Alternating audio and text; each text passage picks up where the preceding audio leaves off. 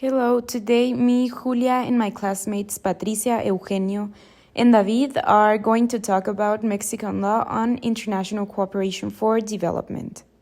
Hello, my name is Patricia Beltran Garcia, and I'm going to talk about Mexican law of international development cooperation, specifically 3 points.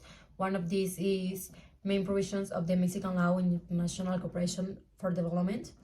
And the first article of this law, we can see that one of the main provisions of this law is that it grants only the federal executive power with instruments necessary for development between the United Mexican States, governments of different countries, and international organizations. And in the second article of this law, mentions the legal guidelines for compliance with the objectives of international cooperation programs for development with the summary, and is to comply with the objectives of the international cooperation program, which are to promote sustainable development, eradicate poverty, strengthen institutions by encouraging citizen participation, promoting gender equality, and promoting the peace and security. And another of the main provisions that comes in the fifth article of this law is that it empowers only the Secretary of Foreign Relations for the applications and interpretation of the law and the international development cooperation.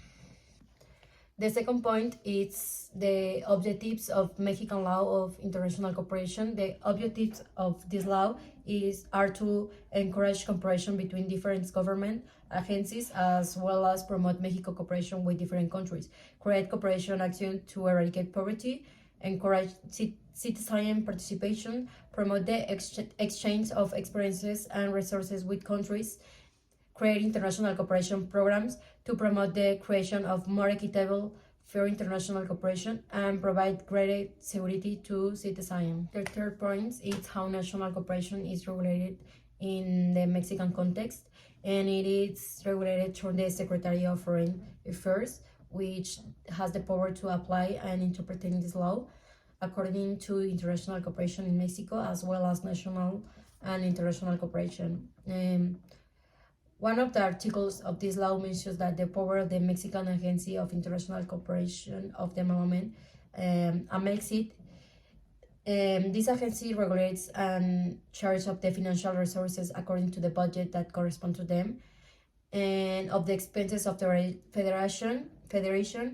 AMEXID in the section the attribution of according international cooperation actions with different agencies and entities of the public administration.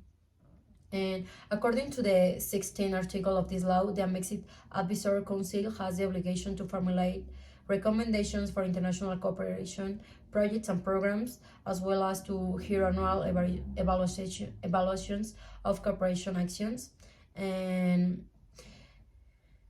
And the other article, that is the 15th article of this law, gives us a list of how the council is formed, which is through a representative of each secretary, and entities have the right to vote as are this.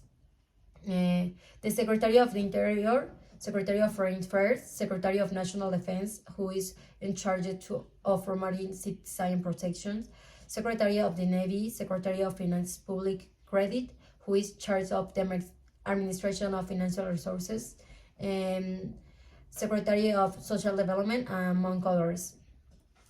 In this summary, we can release that is a wide division in the Regulation International Cooperation in the Mexican context, signs that are different entities, organizations, governments, and secretaries, each with different powers, but all with the objective of promoting social development, economic environment of the country, collaboration between different actors, promoting citizen participation, and creating action that benefit, as well as cooperation program as the national level. Hi, my name is David Ledesma, and I will introduce you to the Mexican Law of International Development Cooperation. Well, firstly, it would be important to mention that it is our main legal framework in terms of global development cooperation efforts, and this law positions our country as an important leader in terms of global negotiations. It also outlines the principles, objectives, and mechanisms for Mexico in terms of international cooperation activities. Therefore, this law aims to strengthen Mexico's commitment to contribute to international cooperation and development. Through it, Mexico expects to promote sustainable development, poverty reduction, and social inclusion in both domestic and international scales. The law can be seen as an essential guide for coordinating and implementing development projects and initiatives, ensuring transparency, accountability, and effectiveness in Mexico's international cooperation efforts. All right, so now talking about the case study that we choose for this assignment, we're going to be talking about one that had a significant impact of the Mexican law on international cooperation of development that we're going to be calling the LIDC. This can be seen in Mexico's leadership role regarding the Mesoamerican project that is called the Hunger-Free Mesoamerica Initiative. So now let's start talking about it. All right, so first we're going to be talking about why this is a really strong case and why did we choose it. So first, the alignment that it has with the LIDC goals, which is that the LIDC prioritizes the social and economic development, which are central to the Hunger-Free Mesoamerican Initiative, because it focuses on like improving food and security and also nutrition in all this region of Mesoamerica.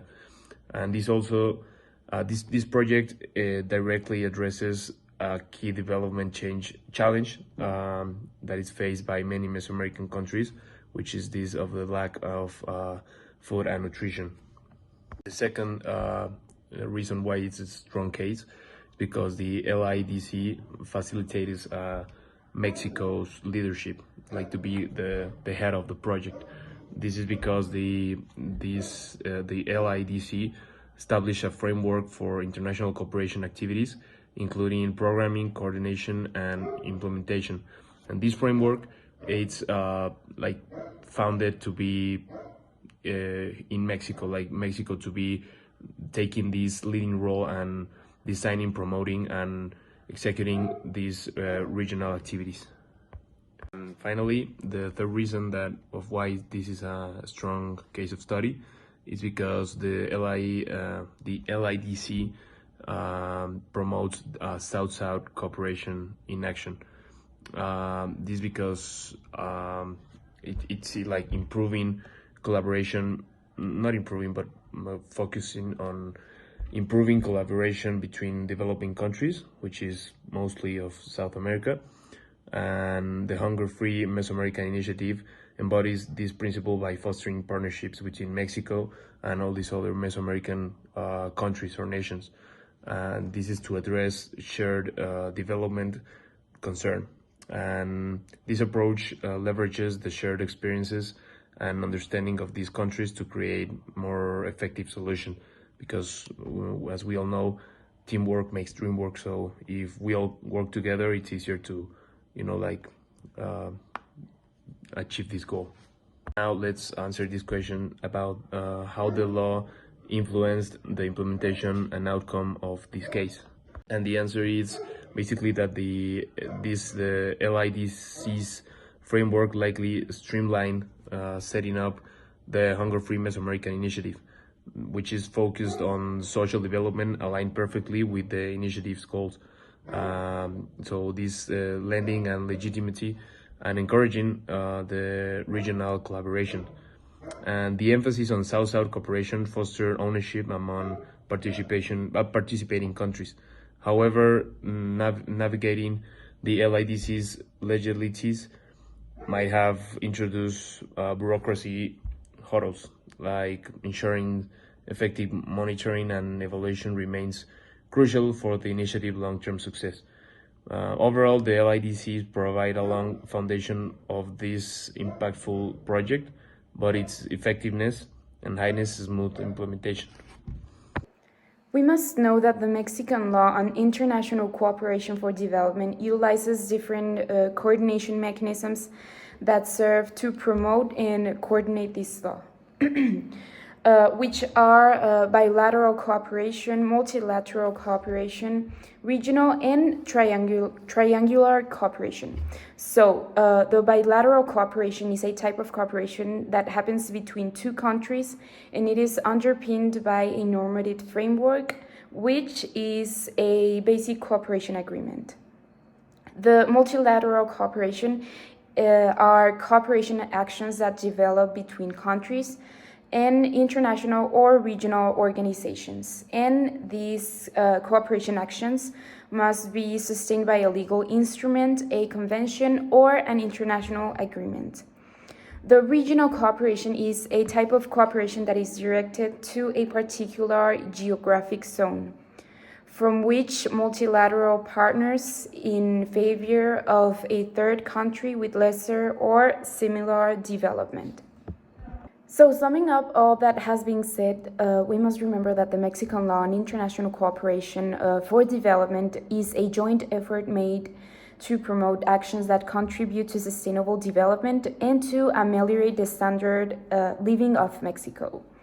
This law is a form of soft power that encourages diplomatic relations between countries, which should be guided by national development priorities. And these national development priorities in Mexico, some of these are eradicating poverty, inequality, and social exclusion, raising educational, technical, scientific, and cultural events, reducing asymmetries between developed and developing countries, seek environmental protection, and fighting for climate change. We also think that these national development priorities may soon change as a consequence of the new road that Mexico is going to take with the next presidential elections happening on June 2nd of this year. Thanks for your attention.